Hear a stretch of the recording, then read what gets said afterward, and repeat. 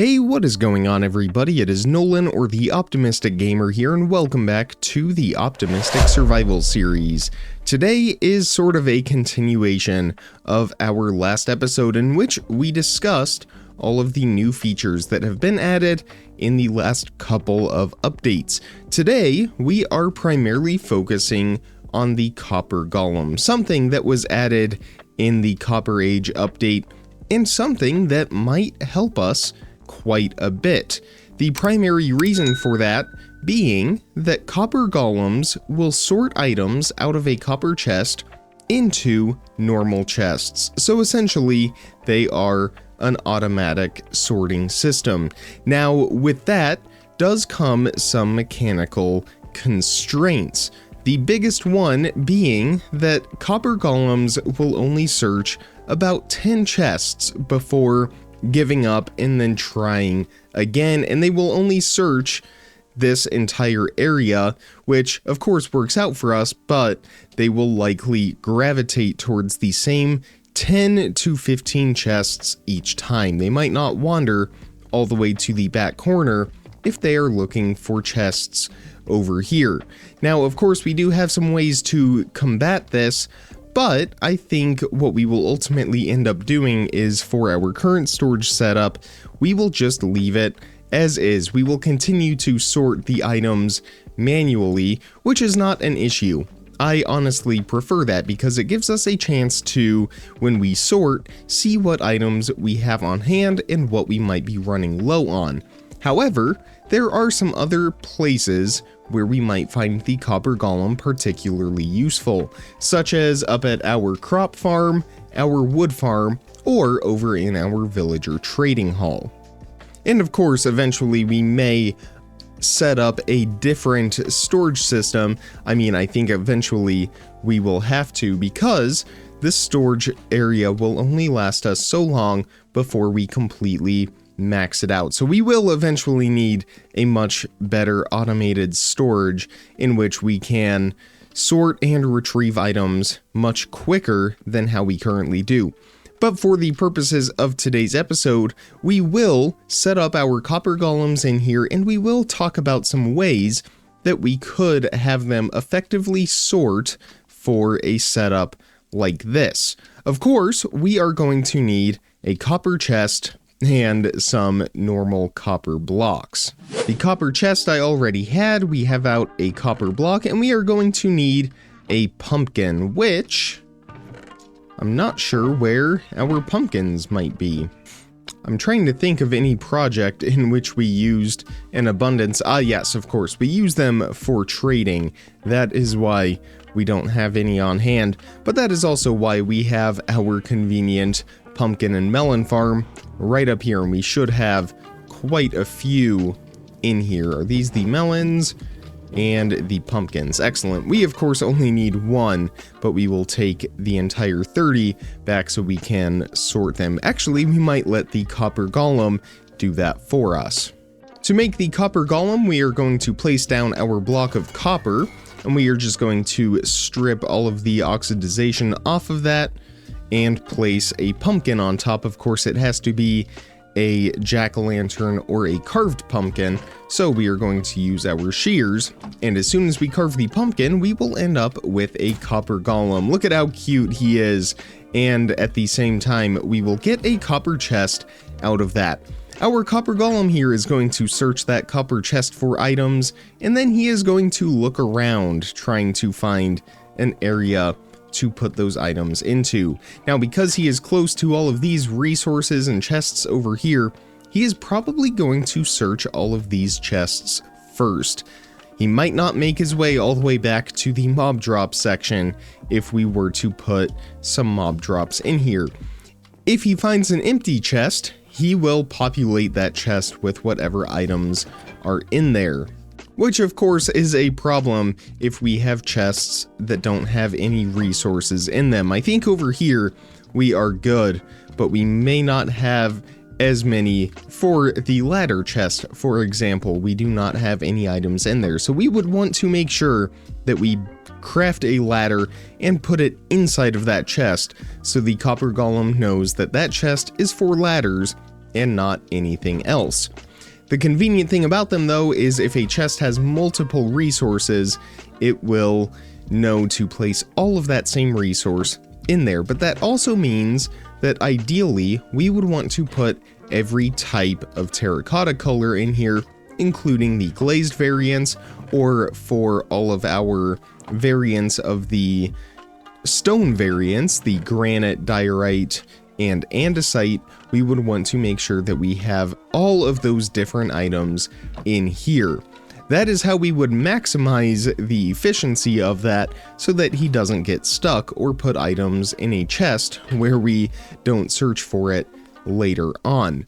But let's go ahead and give this a shot. In theory, if we put in some lime terracotta, he is going to pull that out, he is going to walk over here, and he is going to check that chest first. That is the closest chest to him, and sure enough, he got it right.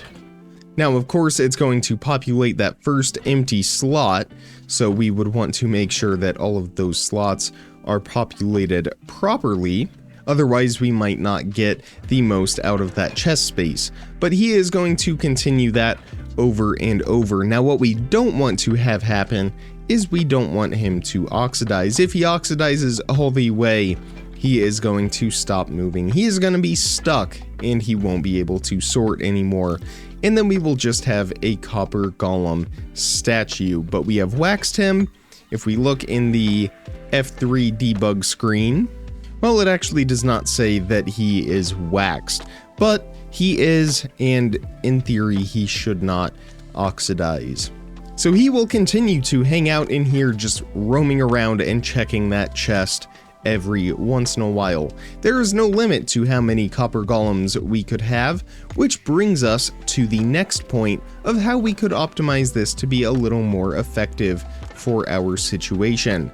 In each of our sections, we have anywhere from 8 to 16 chests, depending on if they are set up with double chests or single chests. Of course, the copper golem will search the area for 10 chests, and for an example like this one over here where we have 20, in theory, we could set up 2 copper chests, one on each side, and the copper golem would search roughly half of this area. Now, they might venture over to the other side and search chests on the opposite side from where they are, or they might even go to this side to look, but generally speaking, they should stay within that area, which means we could set up a couple chests in front of each section, and rather than having one copper golem here at the front taking care of all of our items for the entire storage room, we have a copper golem dedicated to each section, and they will sort only that.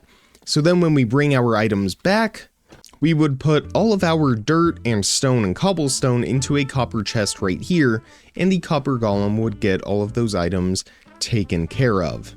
That is one way that we could optimize it for our current setup. That way we don't have, again, that constraint of the copper golem only searching this area when it is trying to sort any of our ores all the way back here. The next solution, which would be the most optimized for our setup, is having chests in a 3x3 area and having the copper golem stand in the middle next to all of those chests. We then put the copper chest right under it, it would pull items out, and it would only search for these 9 chests if he was standing on this block here in the middle.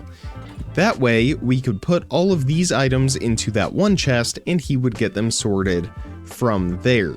Again, we are not going to do anything like that simply because we don't need it. Again, we are fine sorting our items manually for now. The last option, and something that we will do way down the road once we max out our storage here and we need to upgrade yet again, is we will set them up like that, but if the copper golem does not find a chest for any of those items, it will put them into an empty chest below it, which will send it off to the next copper golem to look for the next 9 chests. So it is essentially a hopper sorting method, but it uses a lot less hoppers and things like that and less item filters. The copper golem itself becomes the item filter, which is very, very convenient and much easier to set up, requiring minimal to no redstone. But again, that is going to be way, way down in the future. Now, of course, with the copper golem and the copper chest, we can make that by using the copper block and the carved pumpkin. We can also make a copper chest using 8 copper ingots surrounding a single chest. So if we wanted to have more copper chests without having more copper golems, that is one of the ways that we could do it. Of course, these can also be made into a double chest variant, allowing us to hold even more items. And the copper golem is going to come over here to check that chest as well, just to make sure there are no items in it. The search area for the copper golem is 32 blocks in all direction from its original chest, which of course covers our storage building right here, and 8 blocks vertically in each direction, which I don't know if that quite covers the second floor. I think it does, but it is very, very close. If we decide, well, there we go, sure enough, it is wandering all the way up here. If we decide that we no longer want a copper golem, we can turn him into a statue. If he is oxidizing, we can right-click him with the axe to remove those layers, similar to what we can do with a copper block or anything like that. If he is fully polished, just his normal state, and we right-click him with the axe, well, we had him waxed, so he turned into just a normal copper golem. If we click him again, well, I accidentally clicked him with the left click, so we are just going to ignore that, and I misinterpreted the changelog. If we right-click a copper golem statue, it will turn back into a copper golem if it has no oxidization, but if we want a copper golem statue, the only way to obtain that is by having a copper golem oxidize fully.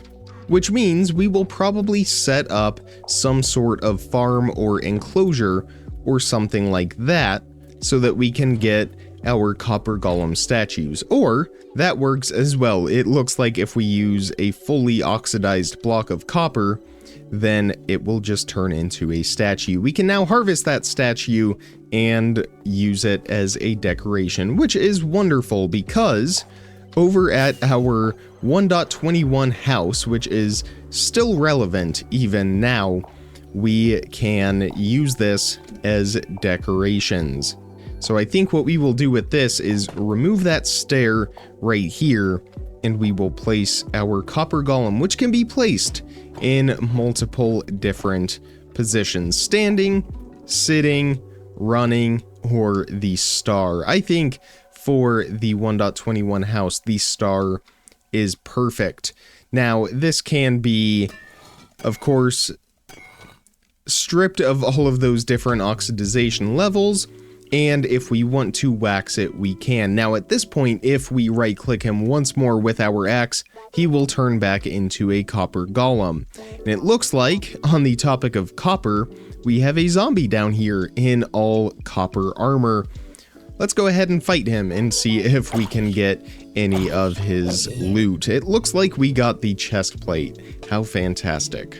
But that just adds a little more character to our building, something that I really, really like. So now we've kind of seen all that the copper golem can do. Let's put them into action. We are going to set them up over in our villager trading hall. We will maybe have 2, but we might be able to get away with just 1. And what I would like to do is have our chests set up in front of all of the different villagers based on what we trade with them the most. Obviously, the clerics would be rotten flesh, the Fletchers sticks, the masons Well, we primarily trade with them for nether quartz, but things like that. Items that we harvest specifically for trading, like pumpkins and melons, or sticks, or paper, and we will have the copper golem take all of those items to the respective chest. That will make it a little bit easier for us to trade in bulk with all of our villagers and manage our inventory when we come in here for trading. Now, of course, we have our chest set up down here, which is linked to our automatic stick farm right over here next door with all of that bamboo.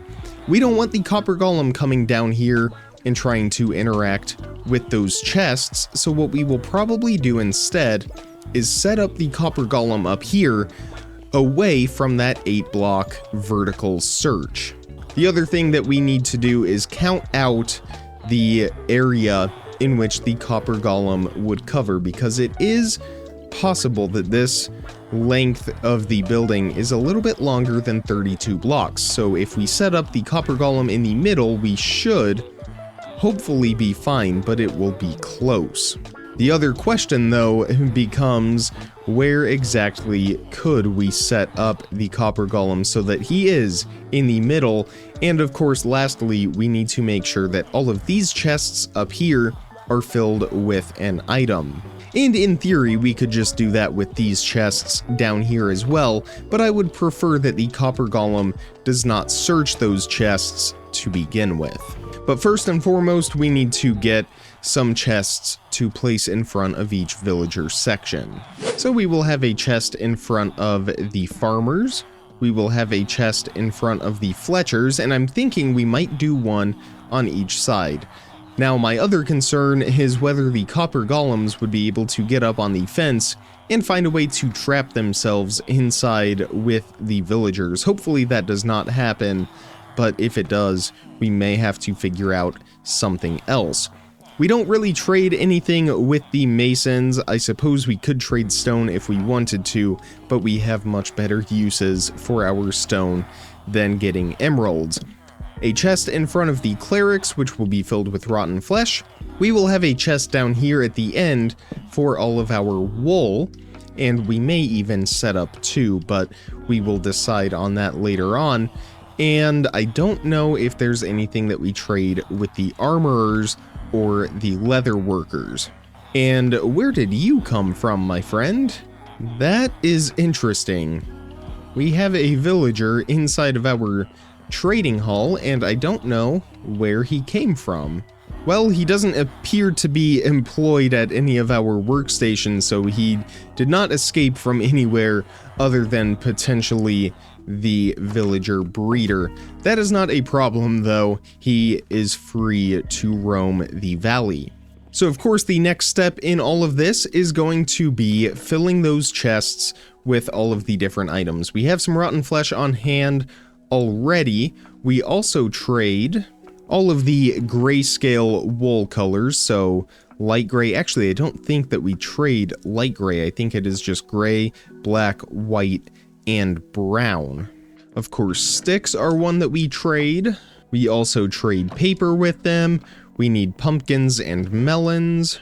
And that should be everything that we are going to trade with them. So we will fill up each of these chests with those specific items.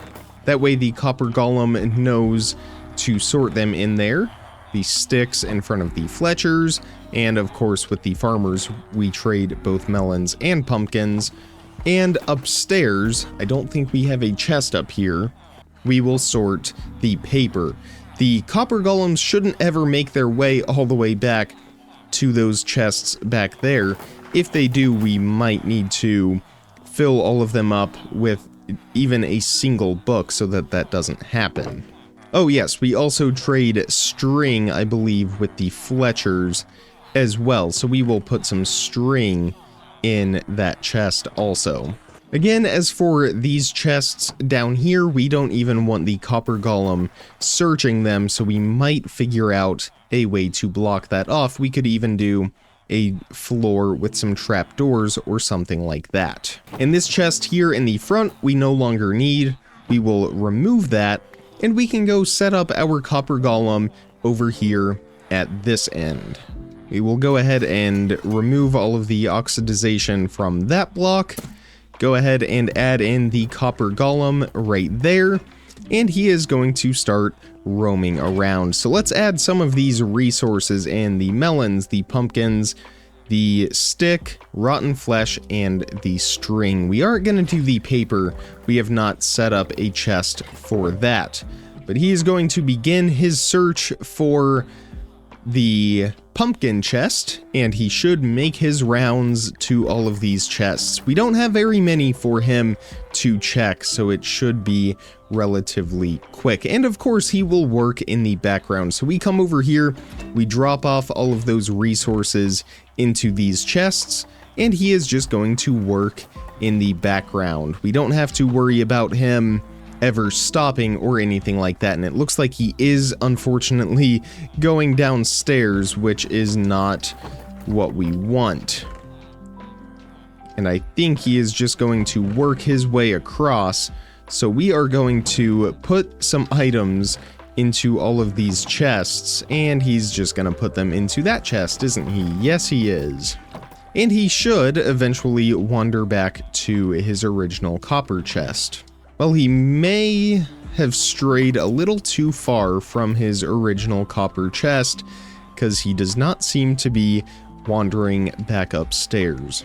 So what we might instead end up doing is covering up this staircase so we don't have to worry about the copper golem checking those chests down there. In theory, he should have checked this chest, and he would have found those pumpkins in there, and he would have added them in. Ah, here he goes. He is making his way back to that copper chest. While he does, let's run back and quickly get some oak slabs so we can cover up that floor.